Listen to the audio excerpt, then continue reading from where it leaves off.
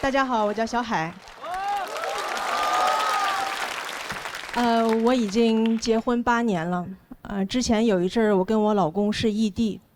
其实我觉得异地婚特别好，真的。今天如果有没结婚的朋友，我跟你们说，结婚就要结异地婚。真的，下次我还结异地婚。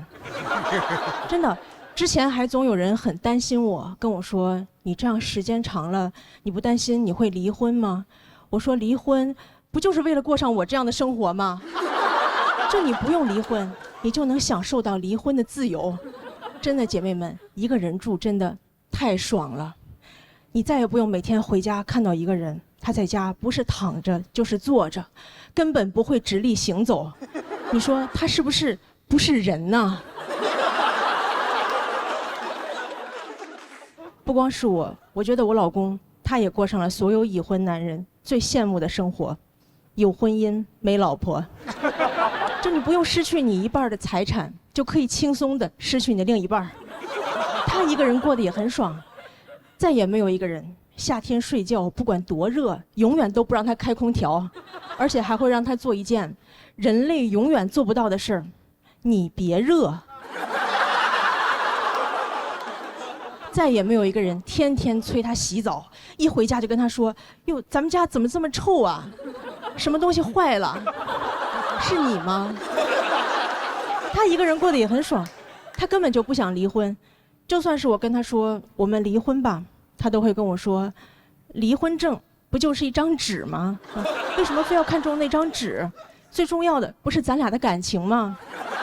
只要咱俩的感情足够淡，离不离婚又有什么差别呢？”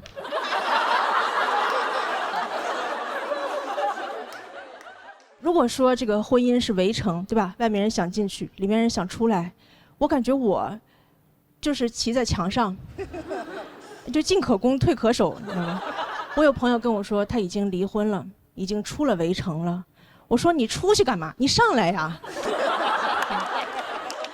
所以我现在真的就不能理解为什么有人会说他们离婚的原因是聚少离多。我说这不就是我维持婚姻的秘诀吗？还有人问我说：“你这样时间长了，你不担心你老公会出轨吗？”我说我不担心，因为他能给我足够的安全感。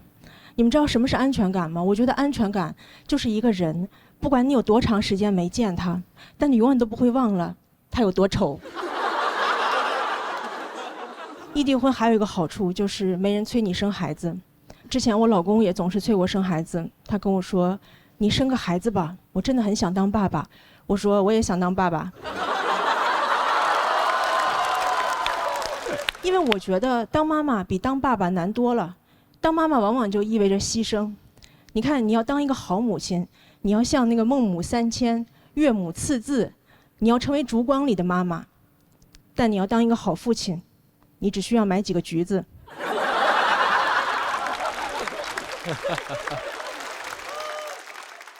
不过后来他也成长了，也想通了，跟我说：“你想生就生，不想生就不生。”我真的很感动。那一刻我才发现，原来他真的连橘子都懒得买呀。谢谢大家，我小海。大家好，我叫小海。谢谢。最近节目组给我们准备衣服，我发现很多衣服我都不敢穿，比如说我就不敢穿短裙，因为我害怕别人说我腿粗。其实也没多粗，就是不细。我可以给你们看一下。你没看清，你们再看一下。对。你们很善良。好 ，OK。对，我从来不敢露腿，所以对我来说，我的腿已经成了我的隐私部位。就对我来说，刚才的表演已经擦边了。有些衣服我不敢穿，有些衣服我不想穿。比如说，我就不想穿胸罩。别害怕，我现在穿着呢。我不想穿是因为我前一阵体检得了乳腺结节，医生跟我说穿胸罩不利于血液循环，每天穿的时间最好不要超过8个小时。我说8个小时，谁能下班啊？我不可能上着班。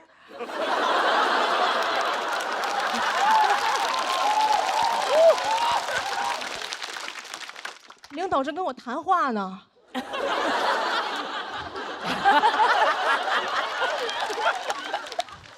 我说有8小时了，我的胸罩下班了。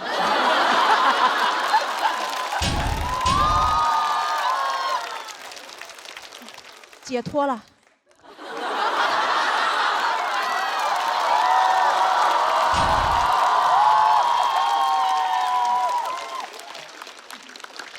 而且夏天穿也很热，对吧？女生知道，几乎所有内衣里边都有一层厚厚的海绵。我夏天出门换衣服的时候，我都觉得有点对不起我的胸，我都想跟他们说，胸大胸二啊，难为你们了。今天外边太热了，来把棉袄穿上吧。除了很热，也很麻烦，有时候晚上出去扔垃圾都得穿胸罩。有一次我觉得真的很麻烦，所以我就干脆戴了个口罩。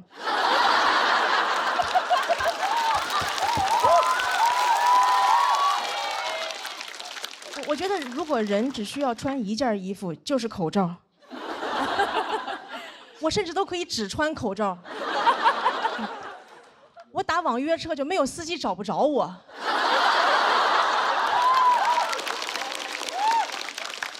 司机说：“你穿的什么衣服呀 ？N95。”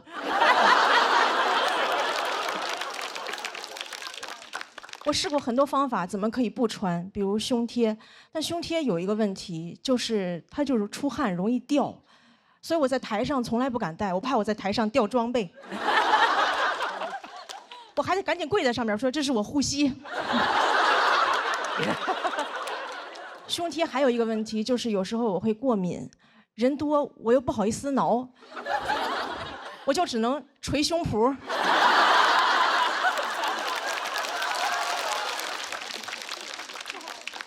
有一次我看中国新说唱，我说 rapper 肯定带了。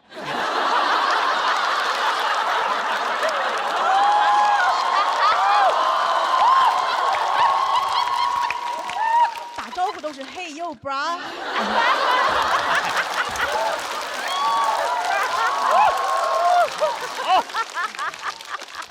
我就特别羡慕有人敢不穿。我之前在网上看到一个女生没有穿，我很佩服她的勇气，但就有人评论她说她这样扰民。我说她怎么就扰民了啊？她是在街上扫射别人吗？如果你觉得她扰民的话，你可以报警，对吧？你说警察这里有人扰民，警察说有噪音吗？什么噪音？是我脑子里肮脏的想法。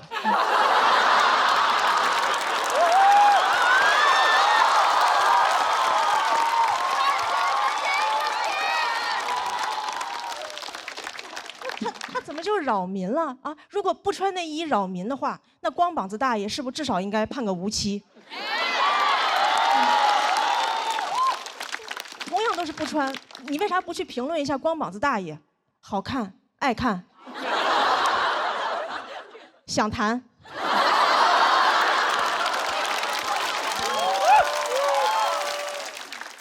就是不想穿内衣这个事情，除了网友不理解，很多父母也不理解。有一次我跟我妈说我不想穿，我妈说正经人哪有不穿的。我当时我都变成那英了，我说这简直就是危言耸听。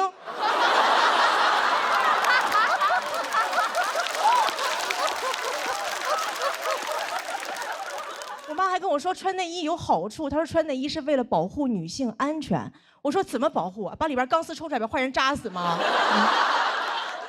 内衣要是能保护女性安全，怎么没有人去庙里求个平安照？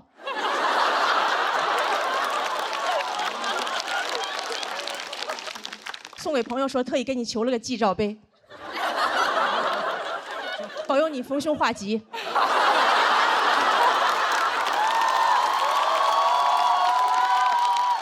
记得一定要罩在头上，那才真正的好兆头。第一次听说内衣能保护女性安全，怎么坏人最怕的是内衣吗？啊，两个流氓正要骚扰一个女生，女生挑起下肩带，流氓说快跑，有胸罩。咱俩分开跑，他一个能扣俩。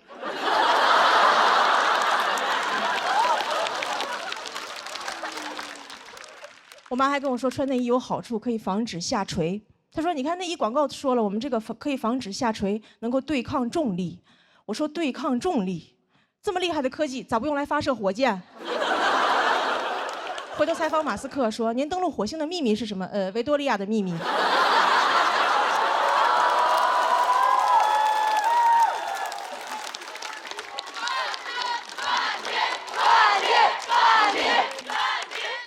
对，其实我说了这么多，我就是希望女生穿衣服能少一点束缚，多一点自由。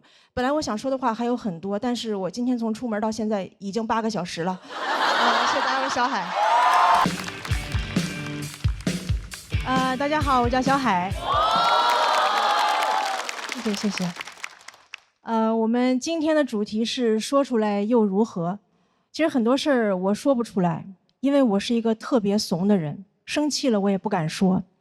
之前老板要给我降薪，我鼓足勇气，我给老板发微信，我说为什么要给我降薪？老板说公司不挣钱。我说好的。波浪号。但其实我心里全是星号。老板还跟我说，你这个人最大的优点就是情绪稳定，但他不知道我最大的优点其实是骂人不出声。我经常想在心里跟别人说出那种特别刻薄的话。有一次我坐飞机啊，我特别想睡一会儿，但我周围所有的家长都在给孩子上课，我后边家长在教孩子学英语，左边在教飞机原理，前面在教古诗词。我说原来空课的意思是空中课堂。我都感觉我坐的不是航班，这就是个实验班。我坐第一排，给我发饭我都不敢吃，我怕他让我往后传。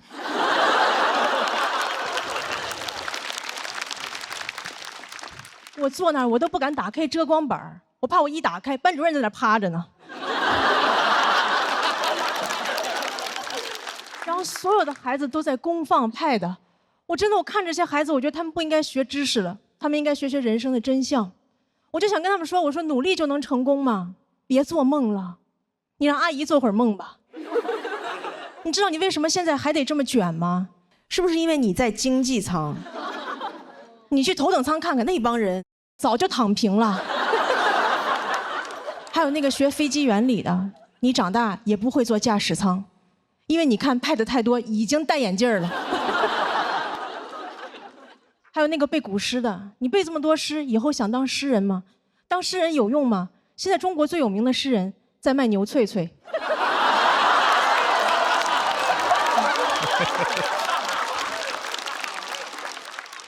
所以你们也看出来了，我情绪真的不是很稳定，我只是不想让别人看出来我疯了。但前2天老板看出来了，因为有一天上班我心情不好，没有化妆，老板跟我说，你上班怎么都不化妆呀？我说没钱怎么化妆？没玩过游戏吗？不充值哪来的好皮肤？然后老板跟我说，哎，咱们有事说事儿，你不要有情绪。然后转手给我发了2短视频，非暴力沟通和厉害的人早已经戒掉了情绪。我说情绪为啥要戒掉啊？怎么情绪有害健康吗？啊，我在这演着演着，突然有人上来扇我一巴掌，我面无表情。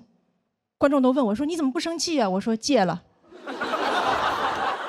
我估计扇我的人都想说，戒不是有病吗？我看见人还是。然后老板还跟我说，最近感觉你情绪不太稳定啊，我觉得你就是太敏感了。我觉得老板说你太敏感就是一种 PUA， 对吧？因为你都伤害我了，你还要怪我太脆弱。这就好比我走在路上，有人开车把我撞了，然后过来跟我说，哟，这么容易就受伤了，你也太敏感了吧？你看旁边那个人都被我撞飞了，但他一点事儿没有，因为他有超强钝感力。你看他飞出10米他都没事儿，因为他每天都在刻意练习。你花21天，你也会成为更好的自己。我说可是我真的疼啊，你感到疼是因为你在成长。我说可是我都快要死了，那些杀不死你的会让你更强大。我还看到网上有的老板说，他招人的第一标准就是情绪稳定。我说这标准你咋测试啊？啊，面试时候上来先给你个脑瓜崩，找工作直接跟老板谈。我就工作过的朋友都知道，员工能力越强，情绪就越不稳定，对吧？你如果招人第一标准是情绪稳定，你只能招来那种能力不强的员工，到时候老板就只能跟大家介绍，这是我们新来的会计，不识数但是特别识相。但我也不是啥人都招。前2天我刚裁了个程序员，他会挺多编程语言，但我让他加班，他就跟我用 C 语言。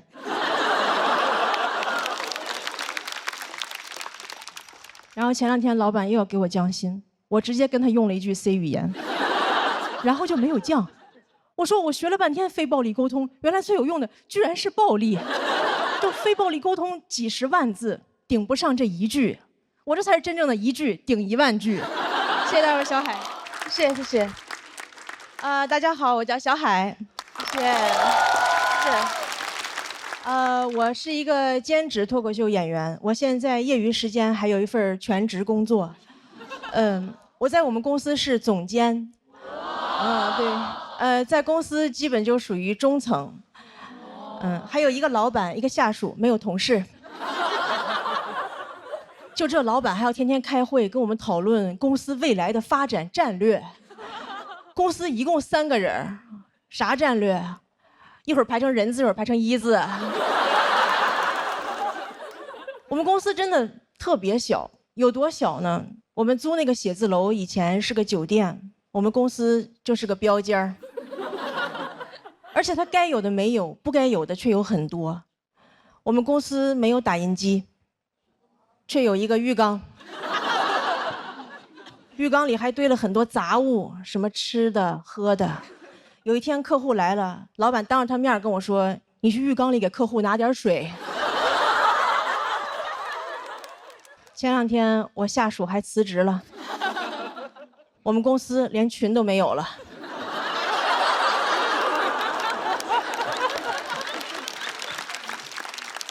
现在经常有人问我，你说脱口秀不怕老板知道吗？我不怕，因为你看我有2份工作，我们老板有4份。一个公司2个人6份工作，我们公司就业率300%。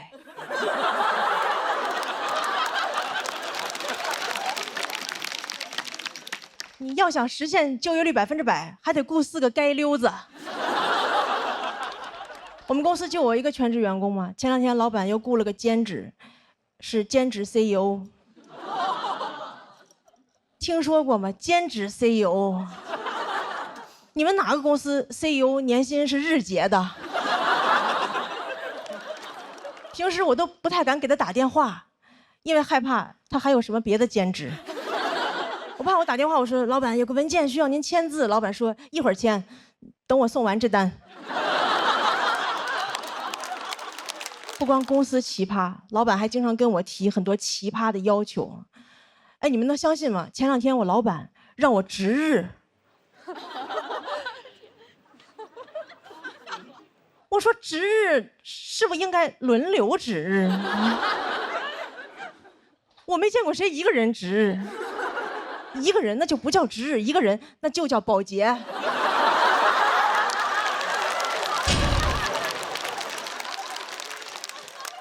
我现在都害怕，我以后去面试，人家问我有什么工作经验，我说打扫过标间儿。就经常跟我提很多奇葩的要求。前2天又跟我说，你以后每个月要读1本书。哎，你们发现没有？老板只有在这种没有用的事上跟你提的要求才特别清晰，正经工作上的事根本就说不清到底让你干啥。你看每个月读1本书，非常清晰可量化，然后一到工作就跟你说，把这个弄一下，把这个弄一下啊。朋友们，你真的很难听到人类说一句话，主谓宾都不知道是啥。把这个弄一下，谁弄一下？把哪个弄一下？什么叫弄一下啊？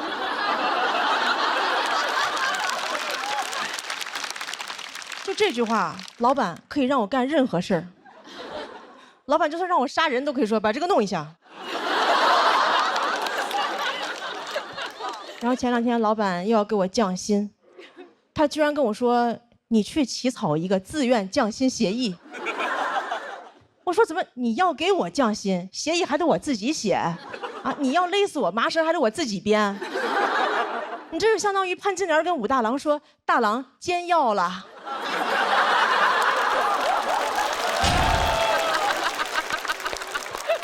而且什么叫自愿降薪啊？我可太愿意降薪了，我都是想找老板谈话。我说老板，我来公司这么久，也该给我降薪了吧？现在好几个猎头联系我，他们给的比你少多了。我可太愿意降薪了，我过生日许愿都是升职降薪。我看网上有人发帖又降薪了，我赶紧在下边接。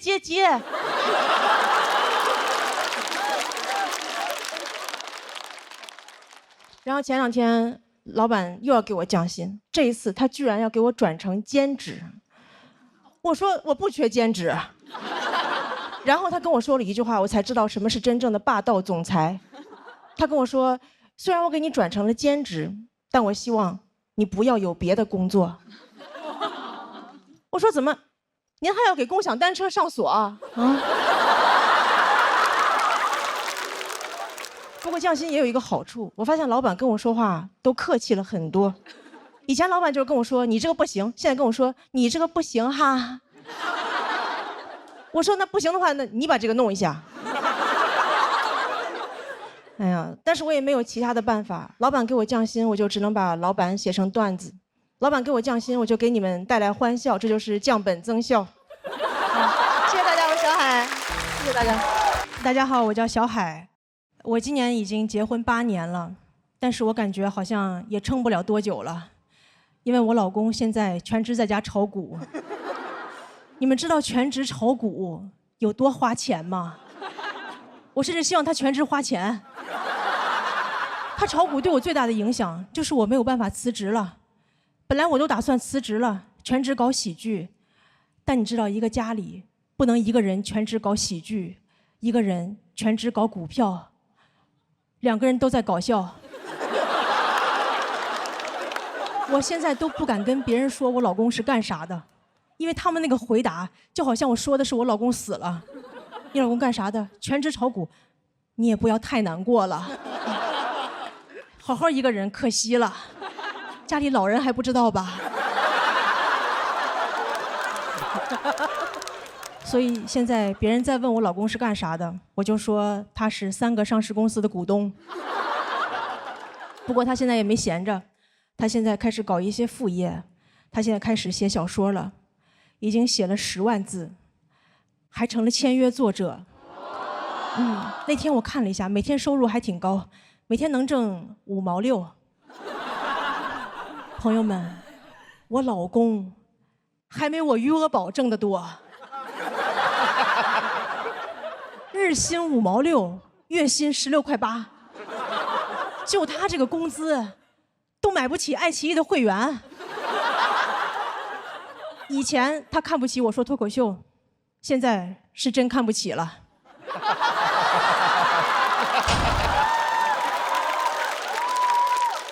日薪5毛6，哎，你们知道吗？1度电就5毛6。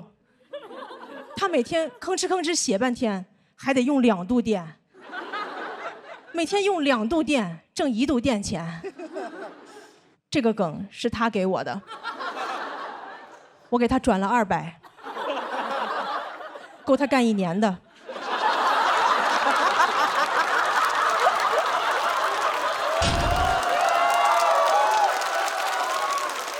他那个小说我看了，10万字，你就感觉字里行间流出大大的2个字：垃圾。但我还是跟他说写得好，因为我觉得作为妻子，我应该支持他创作，因为这个赔得少。不过我觉得他炒股也有一个好处，就是我感觉他好像越来越贤惠了。他赔的钱越多，他会做的家务就越多。现在每天给我做早餐，还目送我出门上班。我觉得好像男人拥有的财富越少，这个男人就越好。男子无才便是德嘛。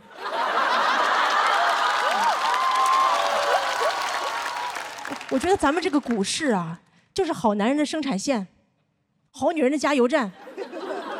真的，姐妹们，以后你们找对象不用上什么约会软件，你就上同花顺。一个渣男都没有呀！哎，全中国的好男人都在上面趴着，你看他怎么对股票，他就会怎么对你。你看他那股票都腰斩了，他还是不抛弃。所以就算你哪天上半身都没了，只剩2条腿，他也会坚定地看着你说：“我相信你能长回来。”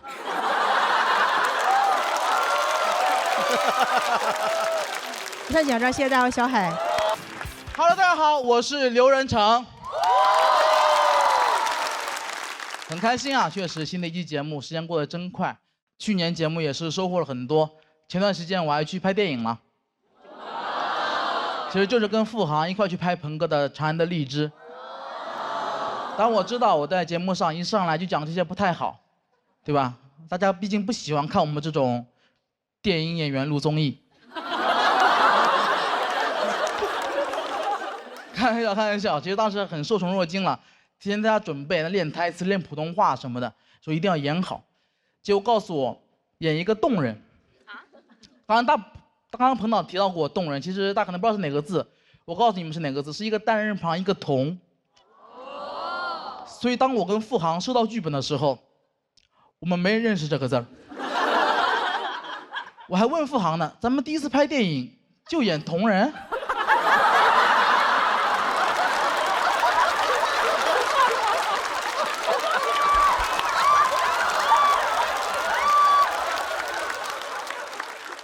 后来知道了，其实就有点像野人了，我还挺不服气的，我说我这个人平时给人的气质，不说文质彬彬吧，也算是温文尔雅，怎么就干成野人了呢？我去网上搜野人有什么特点，告诉我3个特点：皮肤黝黑，体型巨大，缺乏语言能力。冲我来的，好，我服了。我不仅服，我还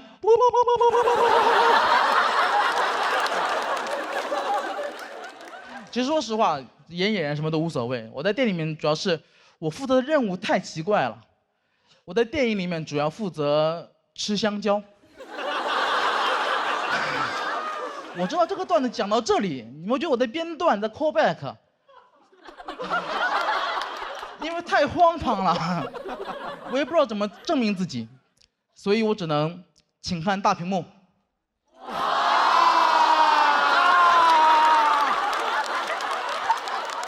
所有语言在这面前都显得很苍白，你们知道吗？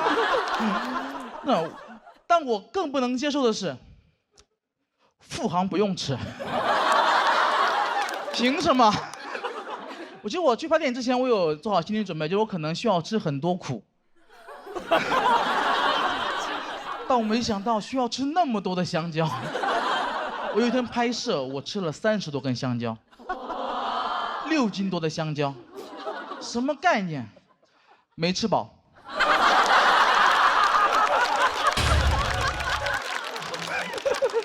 啊，当然是开玩笑，当时稍微有点难受。所以那天拍摄结束，彭导也很不好意思，就找到我跟我道歉，跟我说：“阿成，真是辛苦你了。我让你吃香蕉这个事儿啊，能不能不要写成段子？”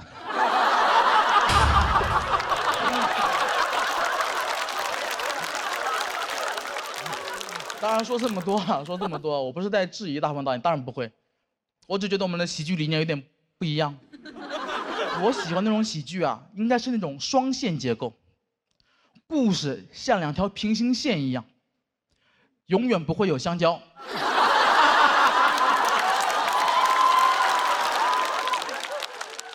哎呀，真的很痛苦。但其实说这么多，大家感觉我是很生气，其实完全没有。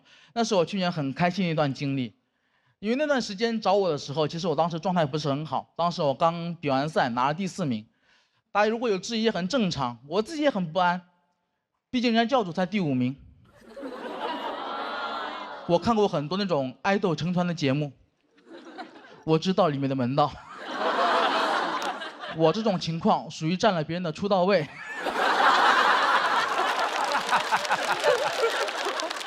所以很长段时间我就很害怕，我总觉得大家会骂我，会网暴我，我就生活在那种痛苦当中。过了一段时间更痛苦了，发现根本没人理我，大家真的很不在乎我。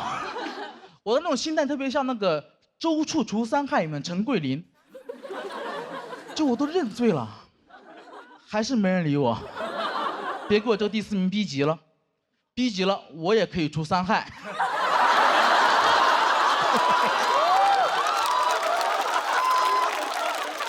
学习长这种心态了。那段时间我就很难受，经常在朋友圈里面 emo。然后我当时希望大家会安慰我，跟我说你没事吧，加油啊，会好的。但没有，我忘了我朋友圈里面都是脱口秀演员。凌晨1点半，我发朋友圈说压力太大了，要崩溃了，扛不住了，怎么办？他们回复好看爱看，就是这么残忍。他们很多人很看不惯我，他们喜欢指责我一点，他们觉得我太矫情了，他们觉得没被骂不就行了吗？刘仁成，你做人不能既要又要。我特别讨厌这句话，因为我发现从小到大，只要我遇到一点点好事儿，就有人跟我说不能既要又要，遇到困难从来没有。那小时候老师让我既要学好语文，又要学好数学的时候，怎么没有一个正义的人跑出来说人呢不能既要又要？我说那物理我也不要。从小课文也这么教我们，告诉我们什么天将降大任于斯人也，既要苦其心志，又要劳其筋骨，既要饿其体肤，又要空乏其身，还要行拂乱其所为。我看了就觉得，老天你真敢要啊！这个大任我先不要了，谁要谁要，我不要。我是胡彦斌，你要的全拿走。反正我不要。太多要求太复杂太困难了，怪不得这段话最后一句是所以增益其所不能呢。你这么难，他确实不能，他再也不敢要了。只会说哎是谁在唱歌啊？所以真的，所以去年能拍电影我真的很开心，那是我去年最开心的一个事儿。除了拍电影之外，还有一个更重要的事儿，就是我去年在拍电影的时候。我见到了杨幂。说实话，我从小就非常喜欢杨幂。不要纠结从小。但我真的从小就非常喜欢杨幂。但那天我没敢主动跟杨幂说话，因为我这个人有个问题，当在我的工作中遇到自己喜欢的偶像的时候，我从来不敢主动说话，我怕这样不职业。也不知道我在装什么。但那天，杨幂主动跟我说话了。因为他认识我，他看过我们节目，他说很喜欢我的表演。你们也太配合了。他甚至一见面跟我主动开了个小玩笑，他跟我说：“哎，你怎么在这儿？你不装门窗了？”一个小玩笑，但当时我真的很开心。因为我从来没有想过，我刘仁成，我能靠自己的努力，让自己从小就非常喜欢的偶像也喜欢我，并且认识我，并且认可我，我感觉自己太了不起了。那一刻，我觉得我或许配拿那个第4名。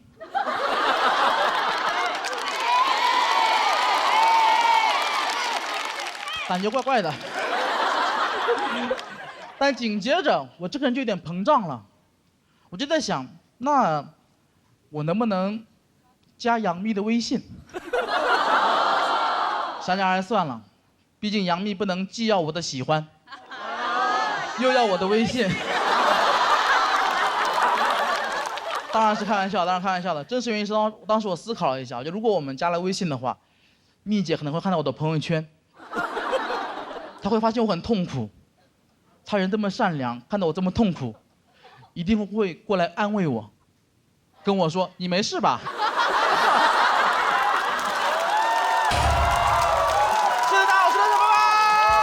大家好，我叫辛博，从小就在农村生活。我觉得农村的教育资源不是特别好，我的小学就那么几个民办教师，就是那种农民扮演的教师，乡村 coser。班主任老师姓张，他教我数学也教我插秧。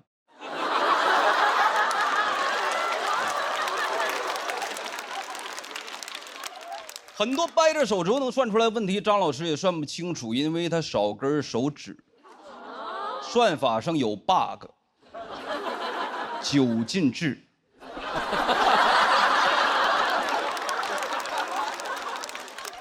我很笃定，真的，我从小就很笃定，我一定得考上大学，因为我知道只有上了大学，才能结合着我的专业所学，让家里给我买电脑。买一台能玩所有游戏的学习电脑。所有的科目里边，数学最差，高考算是超常发挥，考了76分，按照9进制算是84。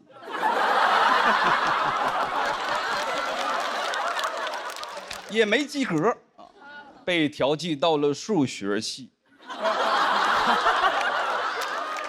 我这样的学数学门儿都没有。我说妈，你必须得给我买台电脑，上帝把门给我关死了，你得给我打开一扇 Windows。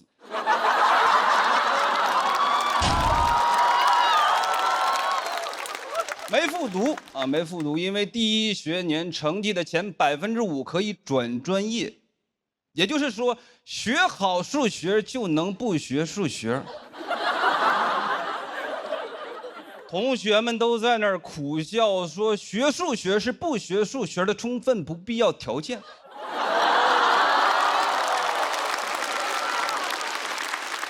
听得我都茫然了。我说你们家里都什么条件？入学摸底儿考，我就是倒数第2，倒数第1是我的 homie 威哥。全班就只有我们2个人有共同语言。老师说这道题应该没有同学不会吧？我说不应该。威哥说我不会。选我当班长，说反正你也学不进去。我说为什么不学？威哥他说也不能太蠢。我最想学的专业是计算机，因为小的时候就觉得黑客很酷。大学也自学，去黑客论坛上还拜过师傅，学费60。加了 QQ 给我传了个文件，如何盗号。我一点号就被盗了。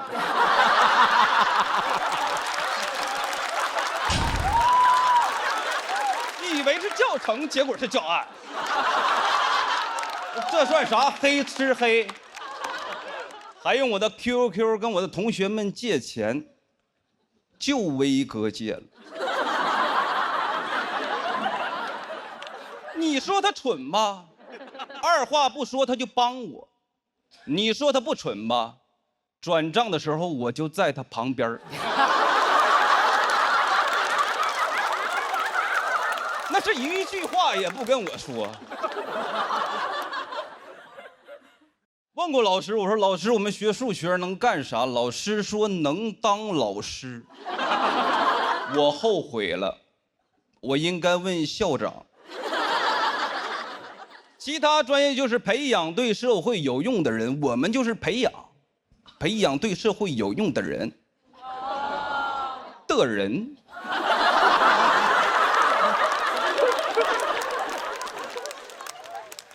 我发现啊，像我这种普通学校的冷门专业，社会给我们留的大多岗位都是销售类。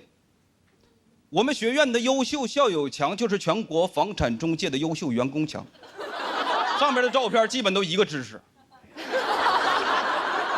那个校友群你就看吧，名字开头都有个 AAA， 你得往下滑到100名开外才有一个 B 打头的，比亚迪卖车。毕业季的时候，有那种优秀学长回来招聘，我给他倒了杯水，他说：“老弟，全班我都看了，就你能干销售，数你的眼神最空洞，你根本就学不进去。”我不想干销售，我觉得这么多年书白读了，确实感觉自己有点脱不下去长衫，但我也知道自己里边啥都没穿。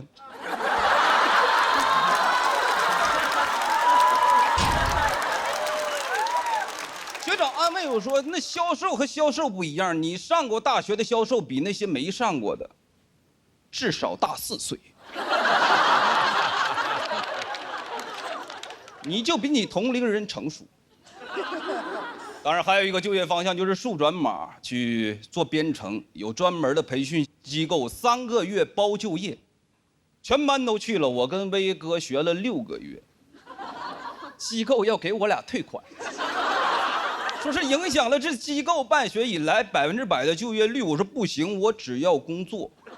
他说要不你们俩就留下来当老师，教数学。我没留下，在老师的推荐下，当地的矿务局要一个懂数学又懂计算机的人才。我说领导，我还懂点黑客。那个岗位就是坐在矿井口的岗亭里，对着一台电脑屏幕，下去一个矿工，我就在 Excel 上加1，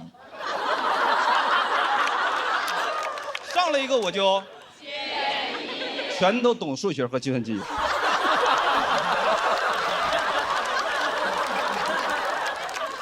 同学们好奇说：“你这个样的去矿能干啥？”问得多我就很烦，我说算命。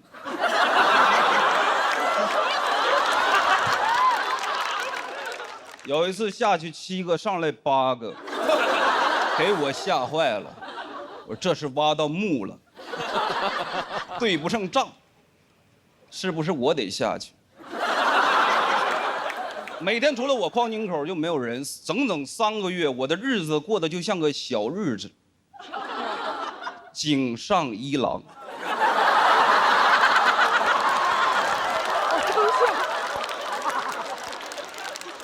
接到了一个改变我人生的垃圾电话，来自广东珠海，问我先生买房吗？我立马反问他：你们招人吗？我学数学的，他说我学物理的。我说城濮求是，他说博学笃行。我们学校的校训。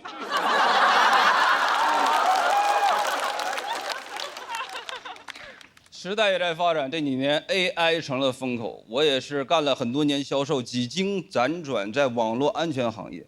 很多朋友不了解，给大家科普一下，就是帮用户抓黑客。总有一天我能逮住我师傅。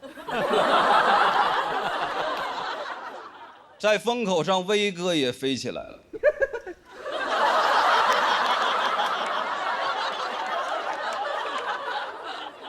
他现在是一名自动驾驶算法的工程师。来杭州开会，我开车接他，他跟我说：“你把自动驾驶关喽。”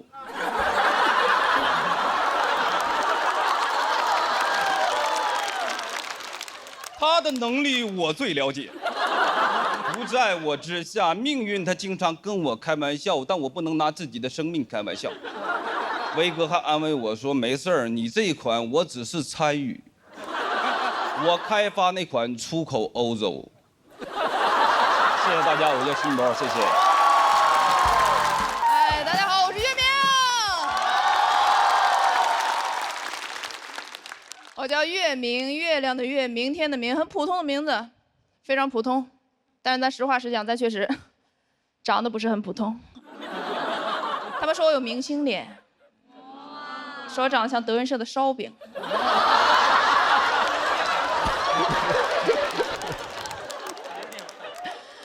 郭麒麟老师叫师哥。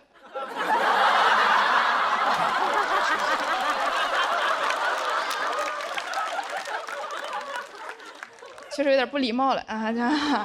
其实我因为长相这个事情单身了很长一段时间，但是现在大家不用担心啊，现在有男朋友了。我男朋友是我合租的室友，我觉得他是自愿跟我在一起的。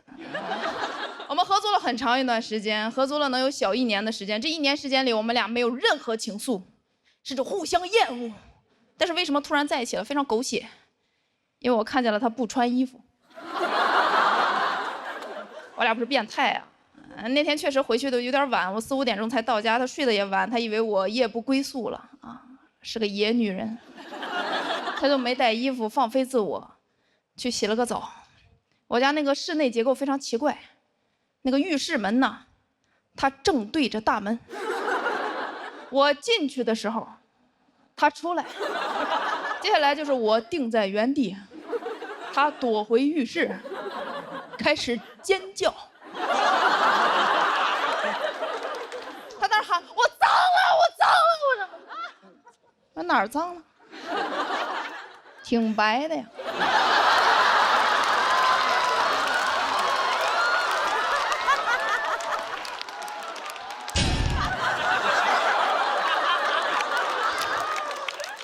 这不得负责吗？这不得啊！我这么有责任感的人。然后慢慢有点暧昧，然后就在一起了。在一起之后，我发现他确实是个很特别的人。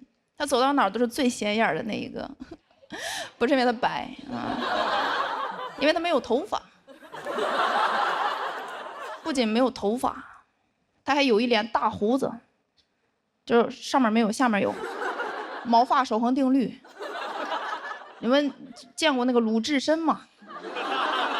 长成那样，他长得挺吓人的，但是他其实是个很温柔的人，他是很敏感、很温柔的人，而且不太善于跟人发生冲突，但是他确实吓着过人，吓着我邻居。我邻居是一个主播，非常勤奋，每天半夜在隔壁学青蛙叫，就那个点儿青蛙都不叫了，男朋友忍不了，直接走到他们窗户底下，啪就把窗户打开了，就这么盯着他们。我跟他一起去的，我说你看啥呢？他说我就看他们怕不怕进蚊子。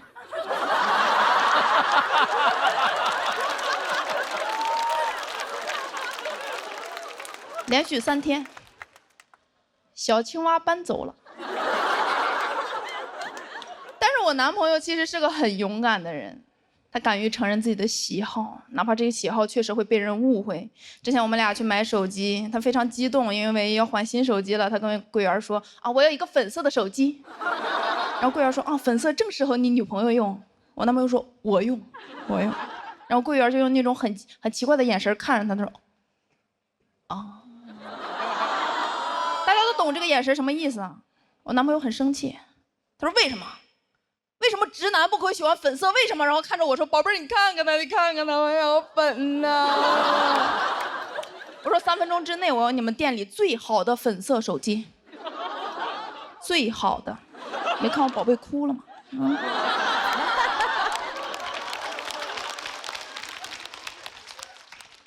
店员当场拿出了一台 vivo S30。粉色青春洋溢 Live Photo 神器，最适合记录我男朋友的梨花带雨时刻。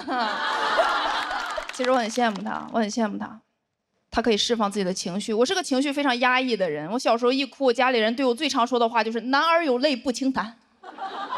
咱不知道谁是男儿，反正我听进去了。所以我是一个很羡慕他，他说哭就哭，他哭起来像那个鲁智深葬花。有一种残暴的美感，我看着都怪好看的。他们都说眼泪是男人的黑丝，他有一沓黑丝，就导致我在这段感情里非常的不解风情。我甚至不知道他为什么生气，真的。我俩第一次吵架就因为我俩出去玩，他买了一束花，我随口说了一句，我说这个花杆有点长，我家有花剪子，回去剪一下。人家生气了，因为我说的是我家。不是咱家。他说我觉得你把我当外人，然后就像个竞走运动员一样冲出去50米，回头发现我没有追他，然后他像一个狂暴的鲁智深站在马路中间开始骂我：岳明，你个丧良心的，我觉得你根本就不爱咱家。我说这个男的有点意思啊。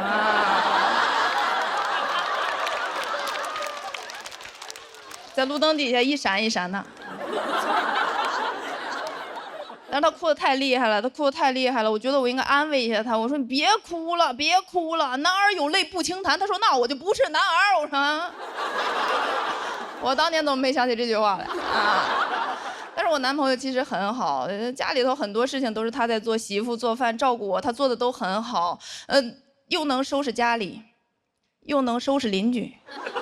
我觉得这种男朋友还是不错的，但是很多朋友还是会跟我说，他说他赚钱的能力很差呀。我说赚钱能力不能放在我身上吗？就我负责赚钱养家，他负责鲁智深葬花，我觉得挺好的。谢谢大家，我是岳明。Hello， 大家好，我是陈数啊。我这个人在舞台上一般没有什么情绪啊，但我在生活中不是这样啊。我经常会上一秒很开心，下一秒就会突然很忧伤，啊，一种二进制的情绪。朋友问我是不是双向情感障碍啊？我说不是，我只是2种情绪跨越得很快啊。我是双向情感刘翔。开心很容易啊，但忧伤的情绪这种你就很难表达。为你很容易遭到别人的嘲讽啊，说你无病呻吟，那不是废话吗？有病我就去挂号了呀。还有更难听的会说你是什么矫情狗，哎呦，你怎么能用狗来形容一个忧伤的人？谁会在忧伤的时候伸舌头啊？哎，我们都在用力的活着。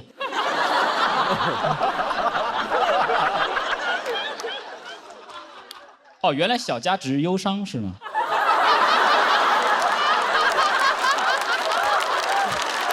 吵架，哎，误诊了啊，误诊了。所以现在我有这种情绪，每次想要表达忧伤，就会很害怕别人会觉得我是在表演啊。因为说实话，哪怕是我自己在看别人的时候，也会经常有这种感觉啊。尤其是有些人他的忧伤，他会在朋友圈和微博发2遍啊。你第一遍我相信你是真的在忧伤，在你发第2遍的时候在想什么呢？这是我的最后一次哭泣，所以刚才是到了我第2次喽。刚才我看的是你忧伤的点映场，很奇怪，哎，在忧伤的时候你居然还能记着全平台发送，什么意思？不许动，你已经被我的忧伤矩阵包围了。举起手来，点赞。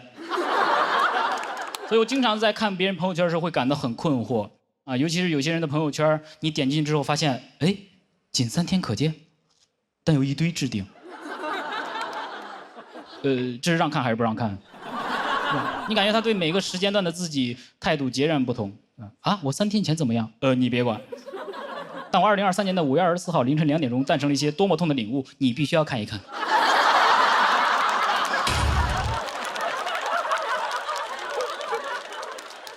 我把它排版到了最上面啊，这是我的招牌忧伤。大家都希望别人能够只看到自己想让人看到的啊。如果毕业写简历的时候也能这样就好了。英语4级，计算机2级，精通 Office， 置顶，第1学历，仅自己可见。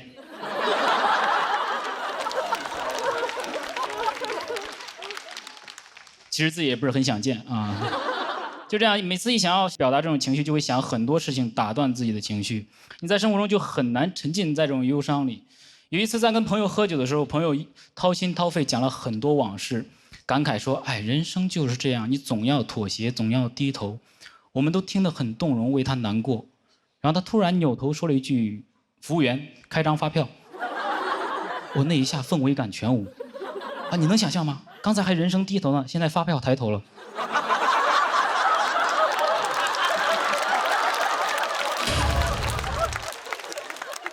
忧伤就是这么脆弱啊！只要这种现实的东西一出现，就很容易被打破啊！你很难同时是一个诗人，又是一个纳税人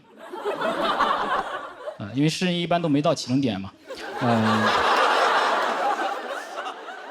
有时候我就想，就是你说李白，他如果在现代，他能这么豪迈地表达自己的忧愁吗？五花马，千金裘，呼儿将出换美酒。儿啊，记得开张发票。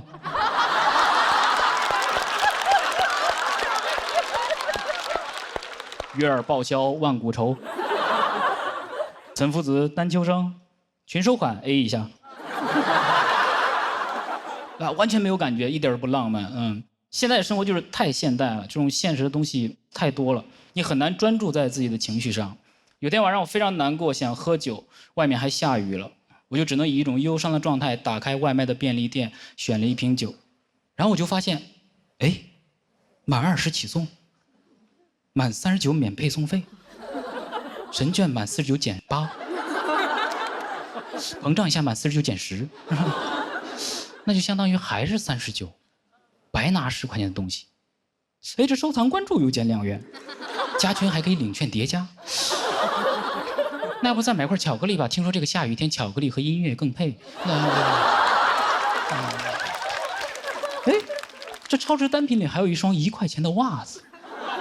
1块钱的袜子，但我平时在淘宝买是20双，18块钱，18除以20，那就是9毛钱一双。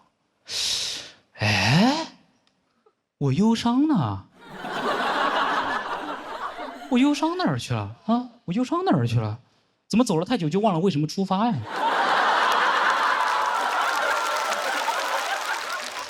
哎呀，我忧伤哪儿去了？我忧伤哪儿去了？我的忧伤被满减掉了。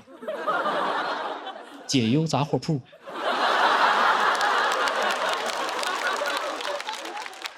有人会觉得，哎，忧伤消失了不是挺好吗？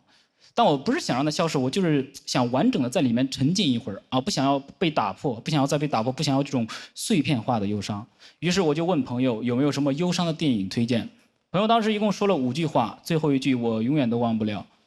他说有一部电影叫《海边的曼彻斯特》，啊，男主因为自己的过失导致3个孩子全部去世，妻子也与他离婚。他一直无法原谅自己，沉浸在后悔和悲伤之中。你以为影片结尾他会治愈自己，重新开始生活，结果最后也没有。你可以去某音看5分钟解说。好，金奖励，谢谢大家。